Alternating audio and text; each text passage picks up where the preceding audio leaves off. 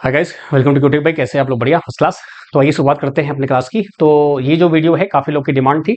मैं ऑलरेडी आपको इसके रिगार्डिंग गाइड करा था, लेकिन कई लोग को वीडियो नहीं मिलती है या वो प्रॉपरली फॉलो अप नहीं लेते हैं। तो कोई नहीं, आइए बात करते हैं यहाँ पर। आरआरबी जी 2024 आपका री एग्जाम होने वाला है 4 जून को।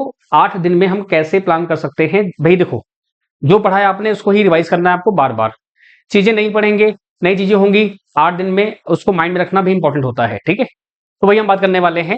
तो हमारा क्या स्ट्रेटेजी हो सकता है, आप कैसे अपने एंड पे प्लान कर सकते हैं, हम उसकी बात करते हैं। क्योंकि देखो, मैं क्लास लूंगा यूट्यूब पे, 9 बजे से लूंगा मैं। बाकी दिन भर आप कैसे अपने आप को रिवाइज कर सकते हैं, रिकॉल कर सकते हैं, चीजें कर सकते हैं, वो बात की बात है। ठीक है, तो आइए बात करते हैं। तो ये आपका सिलेबस है पूरा। ठीक है, पूरे सिलेबस को हम डिकोड करेंगे, कहाँ पे क्या चीजें करनी है, आपको क्या चीजें नहीं करनी है, वो अपने को देखना है। ठीक है, तो पहले हम बात करते हैं किसकी, ईडीसी एलआईसी की, जो सबसे इंपॉर्टेंट टॉपिक था। क्यों? क्योंकि यहां से क्वेश्चन आपको हर बार मिलते ही मिलते हैं। 15 से 20 क्वेश्चन आपको यहाँ मिले थे। तो हम क्या करेंगे, कल आपका 27 है, तो कल से क्या करेंगे अपन लोग, हम ये करेंगे कि फर्स्ट और सेकंड शिफ्ट में एडीसी एंड लॉ के जितने क्वेश्चन आए थे वो करेंगे और उनसे मिलते जुलते क्वेश्चंस करेंगे, जिससे कि आपको थोड़ा सा नया चीजें मिले और आप आराम से चीजों कर पाए। ठीक है, बाकी मैंने फिर से बोला है, revision is the key of success. अगर आपको चीजें रिवाइज रहेंगी तो आप आराम से एग्जाम में कर पाएंगे। रिवीजन नहीं करेंगे, आपको याद नहीं रहेगा, तो आप कुछ भी नहीं कर पाएंगे। ये आप मुझसे लिख के ले लो, आज भी और अगले 10 साल बाद पूछेंगे तब भी आपका।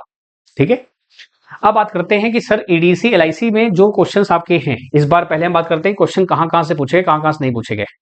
और एक बात और, फर्स्ट और सेकंड शिफ्ट का क्वेश्चंस मैं आपको कराऊंगा पूरा एक साथ मिल जाएगा, तो आपको दिक्कत नहीं होगी। सब्जेक्ट वाइज जिसको आप बोल देते हैं वैसे आपका, तो दोनों हम साथ लेके चलेंगे। थायरेस्टर से क्वेश्चन इस बार आपको बहुत कम मिले, यानी मिले ही नहीं बोल सकते हैं आप ऐसा। टाइमर से क्वेश्चन आपको नहीं मिले हैं। और अगर बात करूं आपका, तो इन्वर्टर यूपीएस से, इनसे क्वेश्चन आपको नहीं देखने को मिले हैं। मतलब कि इक्का दुक्का छोड़ दो, बात की बात है। जब हम लोग कल करेंगे तो वहां भी आपको समझ में आ जाएगा कि भाई किस टॉपिक से क्वेश्चन पूछे गए, किस टॉपिक से नहीं पूछे गए। ठीक है, जो क्वेश्चन पूछे गए हैं वो पूछे गए थे आपके इस बार फेज लॉक लूप से। ठीक है, किससे? फेज लॉक लूप आपका। ये टॉपिक ऐसा है जो कि आपके कम्युनिकेशन में और आपके ईडीसी एलआईसी में दोनों में कॉमन होता है। मैंने ये बताया हुआ है आपको क्लासेस में, क्योंकि ये एफएम का डी मॉड्यूलेटर आपका टेक्निक होता है, वहां से पूछा गया है। अच्छा, इस टॉपिक को जनरली हम लोग बस नॉर्मली पढ़ाते हैं, बहुत डीप नहीं पढ़ाते हैं, एक सिंपल सी बात है। तो क्या होता है कि हाँ, इससे क्वेश्चन आए तो आए, नहीं है कोई बात नहीं। और ये पहले से ही प्री डिफाइंड था, अगर क्वेश्चन मिलता है नहीं मिलता है तो कोई दिक्कत नहीं है। तो हुआ क्या कि इस बार 2 से 3 क्वेश्चन आपको यहाँ मिले हैं, बढ़िया क्वेश्चन मिले, अच्छे क्वेश्चन मिले, जो मैं आपको नहीं पढ़ाए थे। एकदम फैक्ट बात है। लेकिन अदर टॉपिक से क्वेश्चन जो आए थे वो भी गलत हो गए आपसे। तो आपको ध्यान ये रखना है। ठीक है, मैं आपको बस एडवाइस दे रहा हूं एज अ बिग ब्रदर। ठीक है, इसको आप नेगेटिव मत लीजिएगा, या मैं अपने आपको डिफेंड कर रहा हूं, ऐसा बिल्कुल नहीं है। आप अपने हैं, मैं भी आपका अपना हूं। पीएलएल मैंने आपको जो पढ़ाया था, जो सब पढ़ाते हैं वही मैंने पढ़ाया था, बहुत अंदर से नहीं पढ़ाया था, कि ऐसे क्वेश्चन यहाँ पे नहीं मिलते नॉर्मली। तो आरबी ने पकड़ा और उसमें से पूछ लिया 2-3 क्वेश्चन आपके। ठीक है, तो ये सबके लिए हो गया, सिर्फ आपके लिए नहीं है, सबके लिए था वो चीजें। तो करना क्या है आपको, सबसे पहले आपको सारे टॉपिक्स को रिवाइज जरूर करना है। क्योंकि मान लो अगर 20 नंबर आपको क्वेश्चन सपोज मिलता है आपको, तो 20 में से अगर 3 आपको मिलते हैं पीएलएल के, बाकी 17 जो थे, 17 में से आप 15 आराम से कर सकते थे बिना किसी दिक्कत के। और यही फिर से होगा, यही फिर से होगा। क्योंकि थायरेस्टर अगर उसने पूछ लिया तो वहां पे वो इतना डीप जाके पूछ सकते हैं कि इलेक्ट्रिकल का जो पूर्व स्टूडेंट होते हैं हो सकता है वो भी ना कर पाए। मैं किसी के टैलेंट पे संदेह नहीं कर रहा हूं, आप लोग मोस्ट टैलेंटेड स्टूडेंट्स हो। ठीक है, लेकिन जो रियलिटी है मैं आपको वो बता रहा हूं, और ये मैं हमेशा कहता आया हूं और आगे भी कहता रहूंगा। इंपॉर्टेंट ये है कि आपको सारे टॉपिक्स टच करने होते हैं, अगर टच नहीं किए तो गए। ठीक है, तो करना क्या है, पीएन जंक्शन डायोड से क्वेश्चन आए थे, डायोड से सर्किट से क्वेश्चन आए थे आपके, जंक्शन डायोड से क्वेश्चन आए थे, एम्पलीफायर से आए थे, ऑसिलेटर से आए थे, सब क्वेश्चन आपसे बनते आराम से। तो करना ये है कि अभी जो मैं कराऊंगा आपको, वो शिफ्ट 1 शिफ्ट 2 का आपको एमसीक्यू कराऊंगा। पीएलएल जो काफी डिमांडेड टॉपिक है, इसको मैं कराऊंगा आपको अगेन। अब क्या गारंटी है कि उससे पूछेगा ही, लेकिन कराएंगे अपन, कोई दिक्कत नहीं है। बाकी सब मैंने कराया हुआ है, आप उसको देख सकते हैं। इसका जो मैराथन क्लासेस है मैंने ली हुई थी, यहां पे जाएंगे तो आपको लास्ट 20 डेज मिलेगा आपको। ठीक है, तो जो अदर टॉपिक हैं, जैसे आपको फटाफट रिवाइज करना हो, तो रिवाइज करने के लिए आप वो मैराथन क्लासेस यहां पे देख सकते हैं। ठीक है, ये क्यूटी चैनल आपका है, यहाँ पे आप मैथ क्लास देखिए, तो जितने अदर टॉपिक हैं ये सारे के सारे आपके कवर हो जाएंगे अपने आप। वहां पे मैंने आपको बता रखा है, ठीक है, मैंने लिया था मैराथन क्लासेस, तो वहां कैसे क्या करना है आपको, उसकी पीडीएफ भी अवेलेबल है टेलीग्राम चैनल पे, वहां से आप देख सकते हैं। ठीक है, बाकी जो नए क्वेश्चंस हैं वो मैं अब ट्राई करूंगा कि आपको मैं 27 कल आपको मैं एक साथ पूरा करा दूं। तो सब्जेक्ट वाइज आपका होगा, ईडीसी एलआईसी दोनों का निपटा देंगे। ठीक है, कोई दिक्कत यहां तक। बाकी रिवीजन कैसे करना है आपको, कई लोग परेशान है कि सर कैसे रिवाइज करें, तो आप सिलेबस उठाओ और हर एक टॉपिक को रिकॉल करो। रेक्टिफायर से क्वेश्चन पूछे गए थे, बढ़िया क्वेश्चन पूछे गए थे आपके, और वोल्टेज रेगुलेटर से क्वेश्चन पूछे गए थे, जो कि मैंने आपको कराया था 7905 का आईसी में पूछा गया था, तो वो तो आपने आराम से कर लिया था, बहुत लोगों ने कर लिया है, बहुत अच्छा लोगों ने किया भी है। ठीक है, तो इसलिए जिनसे जो गलती हुई थी, जो पेपर आपका 22 अप्रैल को हुआ था, तो उसमें वो दोबारा गलती आप ना करें, तो आपके लिए बेटर रहेगा, अच्छा रहेगा। और रिवीजन बहुत करिए, वो जरूरी है, क्योंकि जो चीज आपको अच्छे से आती है, अगर उसमें ही आप गड़बड़ कर देंगे तो सब गड़बड़ हो जाएगा। ठीक है, तो ये तो हो गया एडीसी एलआईसी का, यहां पर ये टॉपिक था आपका। आगे बात करते हैं डिजिटल में। अगर बात करूं मैं आपका, तो डिजिटल में क्वेश्चंस आपके जो है मेमोरी से अच्छे क्वेश्चन पूछे गए थे, मतलब अच्छे क्वेश्चन, मतलब बढ़िया क्वेश्चन पूछे गए थे। बाकी ए टू डी टू ए से आपका हल्का फुल्का एक दो क्वेश्चन मिल जाए, नहीं तो आपका सिक्वेंशियल से, आपका काउंटर से क्वेश्चन पूछे गए थे आपके, और जितने भी थे इनका भी वही सेम करेंगे। डिजिटल को और माइक्रो प्रोसेसर और कंट्रोल को, इसको हम लोग एक साथ करेंगे ना, ताकि हमारा फटाफट सिलेबस टाइमली कवर हो जाए ना।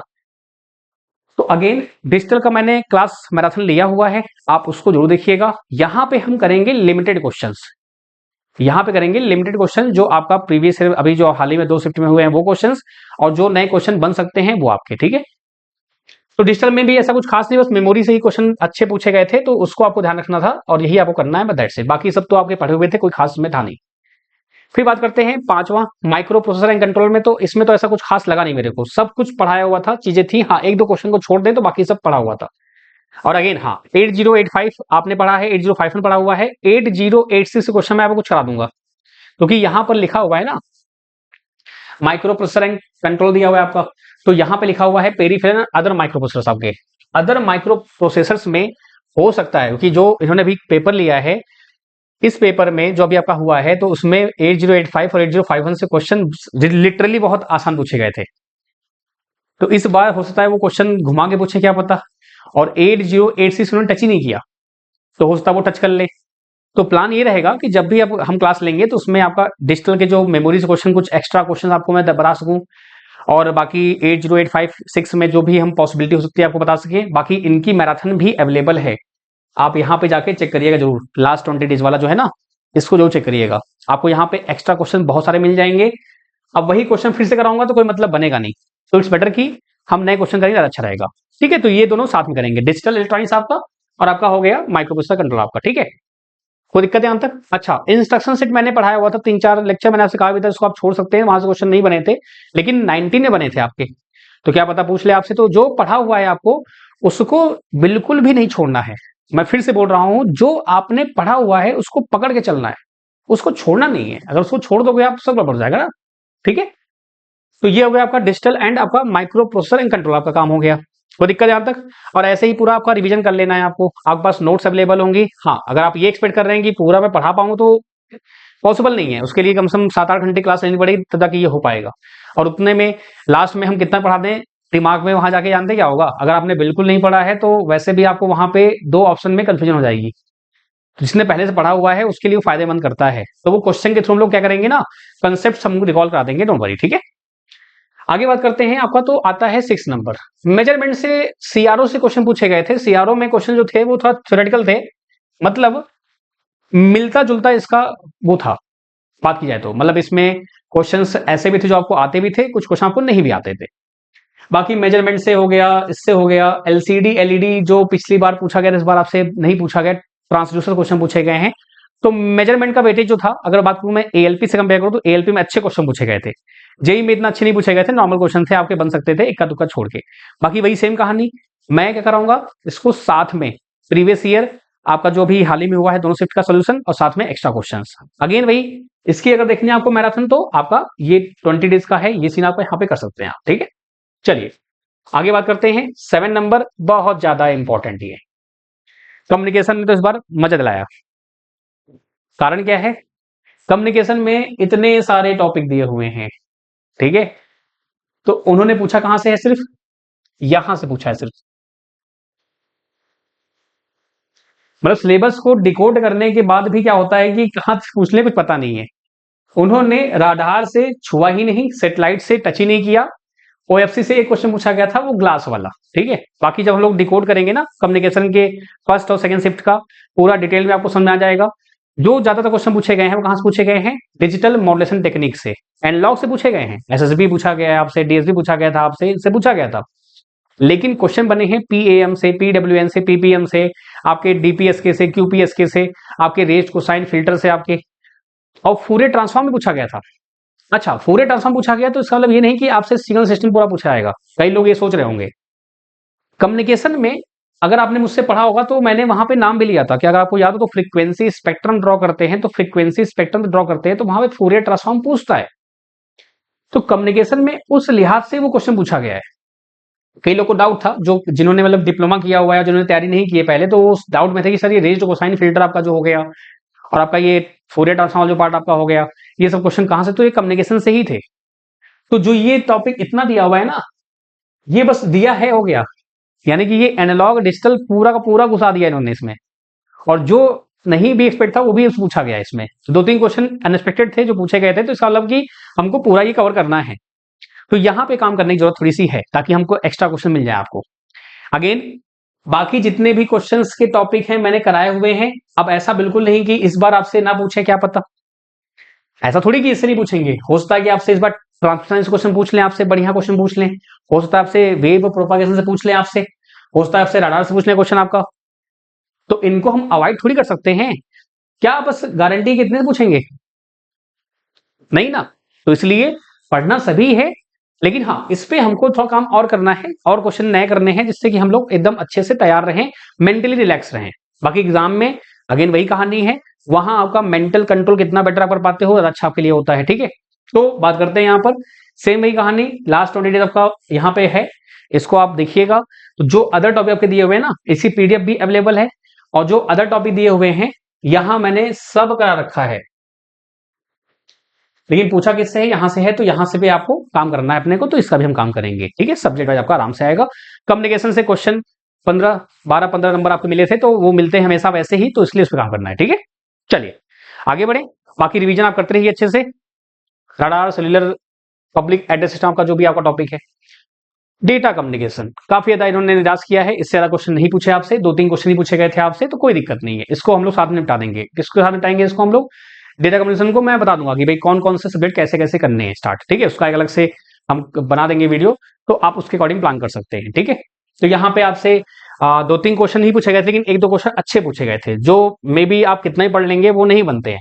हाँ, अब इसका मतलब थोड़ी कि हम पढ़ना छोड़ देंगे। आप जीएस पढ़ते हो ना, history, geography, polity and all जितना भी है, कितना वास्ट सिलेबस है, कितना वास्ट सिलेबस है, किसी को पता है क्या आता है, नहीं। और उसके लिए आप पहले से तैयार हो, आपने मेंटली रिलैक्स कर लिया है कि हाँ भैया वहां से क्वेश्चन आएगा तो हमसे नहीं बनेगा, ऐसा होता है। लेकिन तब भी हम पढ़ते हैं, क्यों पढ़ते हैं, ताकि आ जाए तो बन जाए क्वेश्चन आपका। तो वैसे यहाँ भी है, तो इसलिए इसको पढ़िएगा, इसको अवॉइड मत करिएगा। ऐसा बिल्कुल नहीं कि यहाँ नहीं पूछा है तो आगे नहीं पूछेगा, तो इसलिए इसको पढ़ना है। पढ़ना इतना होता है, आता इतना है, ठीक है। तो इसलिए ध्यान रखिए इस चीज का, ये बेसिक रूल है आपका। आगे बढ़ते हैं 9 नंबर, सी प्रोग्रामिंग। मतलब सबसे ज्यादा मुझे मजा आया देखिए क्वेश्चन जो है ना सी प्रोग्रामिंग का, और 8051 उससे इजी क्वेश्चन आपको नहीं मिलेंगे, उससे टफ ही मिल सकते हैं इस बार, क्या पता। सेम सी लैंग्वेज के साथ हुआ। सी लैंग्वेज में आपके ऑपरेटर से मैंने क्लास ली थी, वहां से क्वेश्चन मिले थे आपको, और मैंने जो क्लासेस ली हुई है वहां से भी है। और हाँ एक चीज और है, अभी पेड क्लासेस में मत लीजिएगा, 10 दिन में कुछ नहीं हो पाता है। अच्छा, हो जाता है किसके लिए, जिन्होंने पहले पढ़ रखा है, जिनको बस रिवीजन करना है।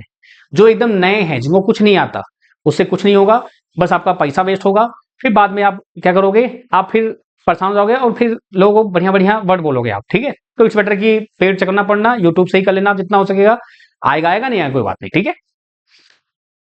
यहां से क्वेश्चन नहीं पूछे गए,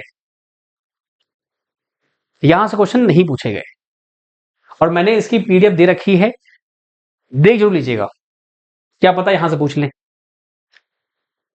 अब मैंने फिर से आपसे बोला है कि यार देखो, मैंने हमेशा बोला है और अभी बोल रहा हूं कि लास्ट मोमेंट में आप बहुत डीप नहीं पढ़ सकते हैं। होता क्या है कि जो टॉपिक हमने पढ़ लिए हैं ना, वो दोबारा पढ़ने का मन नहीं करता। अगर कोई नया टॉपिक आ गया तो उसको पढ़ने का बड़ा मन करता है, और उसमें हम और घुस जाते हैं।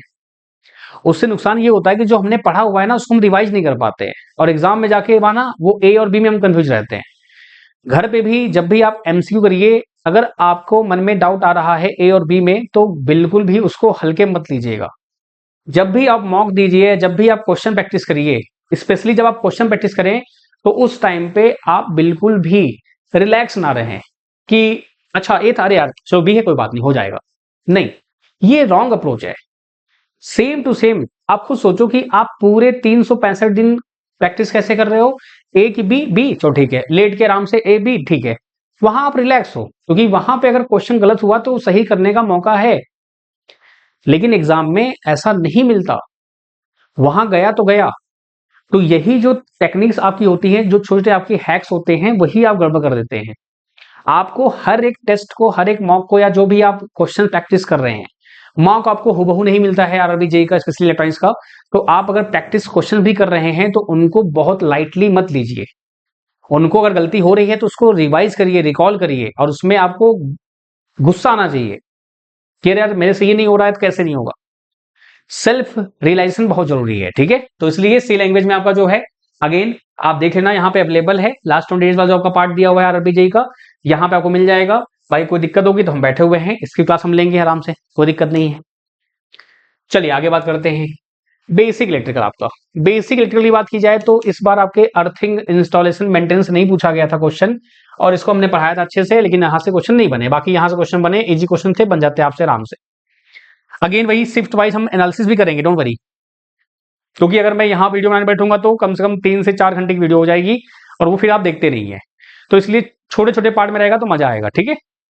तो इनका अलग से वीडियो प्रॉपर आएगा कि भाई शिफ्ट 1 शिफ्ट 2 में सब्जेक्ट वाइज जो आपका, सब्जेक्ट वाइज जो क्वेश्चन आपके आए थे वो करेंगे अपन, और उससे मिलते जुलते क्वेश्चन करेंगे आपका, ठीक है। अब आते हैं सबसे इंपॉर्टेंट टॉपिक पे, जो मैंने आपको स्टार्टिंग बताया था, इलेक्ट्रॉनिक कंपोनेंट मटेरियल। बहुत शानदार, मतलब कि आप ये समझ लीजिए कि उम्मीद से परे क्वेश्चन यहाँ पे आए थे।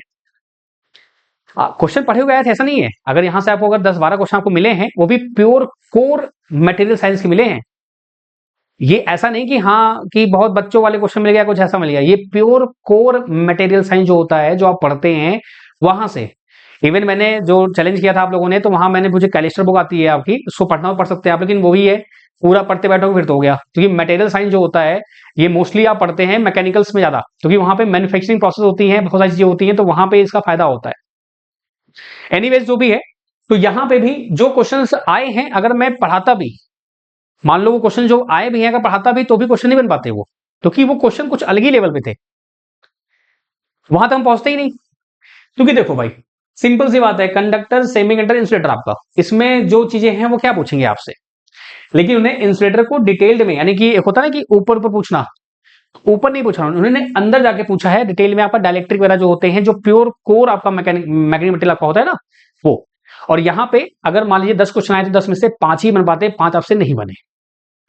यही से ही वो क्वेश्चंस थे जो मैंने आपसे कहा था ना कि 100 में से 15 क्वेश्चन आपको नहीं बनते हैं तो आपको टेंशन नहीं लेना है, लेकिन जो 80 अपने हाथ में है वो करके रहना है। और कई लोगों ने ये ट्राई देखा भी है, मैंने आपसे स्टार्टिंग बोल दिया था, 22 अप्रैल के बाद ही बोल दिया था कि आपको बस ये चेक करना है कि जो क्वेश्चन आपने किए, क्या आपसे वो क्वेश्चन गलत होते अगर आप दोबारा उसको अच्छे से ट्राई करते तो कई लोगों ने कहा कि सर आराम से अगर हम चाहते तो 100 में से 75-80 नंबर हमारे मिल जाते टेक्निकल में। कई लोगों ने किया, कई लोगों ने देखा, अब कई लोगों ने नहीं किया है, तो बात की बात है। तो जो 15 क्वेश्चन आपके नहीं बनते हैं ना, उसमें से 5-6 क्वेश्चन तो सिर्फ मटेरियल के ही थे जो नहीं बनते आपसे, बाकी सबसे बनते आपके। तो मटेरियल में थोड़ा सा काम करना है, इस पे अच्छे क्वेश्चन रखने हैं, क्योंकि यहां पर रिले से क्वेश्चन पूछे गए थे, रिले मैंने पढ़ाया था, और उसके अंदर मैंने वो टाइप्स बताए थे, उस टाइप के अंदर मैंने फिर अंदर नहीं पढ़ाया था, क्योंकि मैंने सोचा रिले यार ऑब्वियस, आप खुद देख लो, कहीं भी देख लो आप यार, एक लॉजिकल बात है, अगर पता होता तो आदमी क्यों नहीं पढ़ाएगा। अगर आप, अब आपने पेपर देख लिया है, क्या आपको पता है क्या आने वाला है, नहीं पता ना, तो यही चीज है। तो क्या यहाँ पे सोचो कि सिलेक्शन नहीं हो गया, बहुत लोग का सिलेक्शन होगा। बस वही मैं बोल रहा हूं बार आपको कि अपने आप को सेल्फ रियलाइज करना है और अपने आप को इंप्रूव करना है, मेरे माध्यम से, किसी और फैकल्टी के माध्यम से, कहीं और से, अल्टीमेटली आपका जो गोल है वो अचीव हो सके, दैट इज द पॉइंट, ठीक है। आई बात समझ में, क्योंकि आपका सिलेक्शन मैटर करता है। अगर सिलेक्शन नहीं हुआ तो तकलीफ आपको होगी, दिक्कत आपको होगी, सब काम कर रहे हैं और करते रहेंगे, लेकिन आपकी जो लाइफ है उसमें काफी कुछ चेंज आ जाएगा। तो इट्स बेटर आप करते रहिए, बाकी हम लोग हैं। तो यहां पर रिले से क्वेश्चन अच्छे पूछे गए थे आपके, एमसीबी कैरेक्टर से क्वेश्चन आपके नहीं पूछे गए थे, स्विचेस से क्वेश्चन आपसे पूछे गए का दुक्का, और सबसे ज्यादा पूछा गया था यहाँ पार्ट से आपका, ये जो पार्ट आपका है इधर से पूछे गए थे थोड़े बहुत, और आपका इधर से। तो काम करना इन्हीं पे ही। तो ओवरऑल जो भी था आपने देखा, तो हम क्या करेंगे, जैसा मैंने आपसे कहा, लास्ट बताता हूं मैं आपको, तो हमारा प्लान क्या है बताता हूं मैं आपको। प्लान ये है कि सब्जेक्ट वाइज आपका जो रहेगा, हम लोग करेंगे दोनों शिफ्ट के पेपर को सॉल्व, ठीक है, सब्जेक्ट वाइज आपका। तो इससे आपको भी क्लैरिटी मिलेगी और आप भी क्या कर पाएंगे, रिवाइज कर पाएंगे। और रिवीजन कैसे करना है, सिलेबस उठाना है, नोट्स उठाना है, उसको रिवाइज करना है बार बार, ठीक है। तो सब्जेक्ट वाइज आपका रिवीजन करना है, ठीक है। तो जो ऑल पीवाईक्यूज हैं वो करने हैं अपने को, और जो एक्सपेक्टेड है वो करने हैं अपने को, ठीक है। और हाँ, जो यूट्यूब मैराथन मैंने ऑलरेडी ले रखी हैं उनका पीडीएफ मैंने दे रखा है टेलीग्राम चैनल पे, उनको भी आप देख लीजिएगा, ठीक है। अपने पास 8 दिन है, तो 27 कल से आप स्टार्ट करेंगे क्लास आपकी जो है।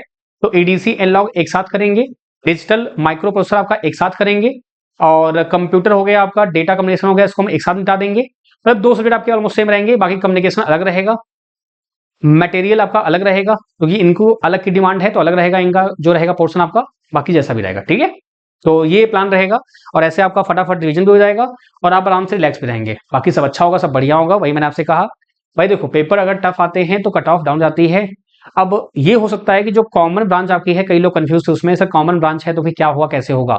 देखो भाई, सिंपल सी बात है, जो हाईएस्ट नंबर होते हैं, ऑब्वियस बात है कि कुछ ना कुछ तो रेलवे के बारे में करेगा ही करेगा ना, नहीं तो फिर फायदा क्या बनेगा। अगर इलेक्ट्रिकल और मैकेनिकल के अच्छे नंबर आ रहे हैं, आपके खराब नंबर आ रहे हैं, तो फिर तो कहीं ना कहीं जो ब्रांच वाइज है उसको भी तो मैनेज करेंगे ना, सब बराबर करना पड़ेगा ना। नॉर्मलाइजेशन नहीं होगा, लेकिन मेरिट इंडेक्स आपका जो होता है उसके अकॉर्डिंग वो करेंगे। बाकी देखते हैं इस बार, अगर इस बार उन्होंने किया तो फिर एक हमको आइडिया मिल जाएगा कि हाँ भाई, कॉमन ब्रांच में अगर पेपर ऊपर नीचे होता भी है तो भी हमको कोई दिक्कत नहीं होगी, तो हम भी रिलैक्स रहेंगे। मेन डर यही होता है स्टूडेंट्स का कि सर मान लीजिए पेपर टफ आ गया और हमने नंबर हमारे कम आ गए, तो बाकी जो अदर ब्रांच है वो तो फिर निकल जाएंगे, हम तो रह जाएंगे ना पीछे, तो कहीं ना कहीं वो भी तो गड़बड़ है ना। तो लेट्स सी, देखते हैं इस बार, एक बार रिजल्ट आ जाए, क्योंकि 19 में हुआ था, अब 19 के बाद 25 में हो रहा है। अगर ये हर साल होता तो फिर हम भी और आप भी सब लोग इससे रूबरू रहते। तो 25 में आप देखते हैं क्या करते हैं ये लोग, भाई नॉमिनेशन तो खत्म कर दिया है, जोन वाइज आपका है, तो उसके लिए आप परेशान मत हो, ठीक है। क्योंकि जहां तक जो एक रूल है, जो समानता होती है, यही होनी चाहिए, क्या कि भाई जो कॉमन ब्रांचेस हैं वहां पे आपको जो मेरिट इंडेक्स वाला जो सिस्टम आपका दिया हुआ है उसको लेके चलना चाहिए, जिससे कि सबको फायदा मिले, नुकसान ना हो किसी को भी। भाई सबके लिए बराबर है, कोई दिक्कत नहीं, ठीक है। चलिए, बहुत बहुत शुक्रिया, थैंक यू सो मच। यानी कि अपना उस तरीके मुस्कुराते रहिए, टेक केयर, एंड कोई भी दिक्कत है, कोई समस्या है, feel free to ask, and करते हैं प्लान बढ़िया, और करते हैं अच्छे से, ठीक है। बाकी एएलपी जेई की जो नए बैचेस, आप एएलपी बैच स्टार्ट हो चुका है, जेई ग्रेड 1 का बैच आपका जून के फर्स्ट वीक में आ जाएगा, क्योंकि वही है ना कि पहले हम जो चीजें चल रही खत्म कर लें, अकेले हम ही हैं और कोई है नहीं टीम वगैरह ना, और रखता भी नहीं मैं, जैसे आप सोचे ना, बोलते हैं तो रखती नहीं, नहीं रखते, कोई जरूरत नहीं है ना। चलिए, ध्यान रखिए, बाय बाय, टेक केयर।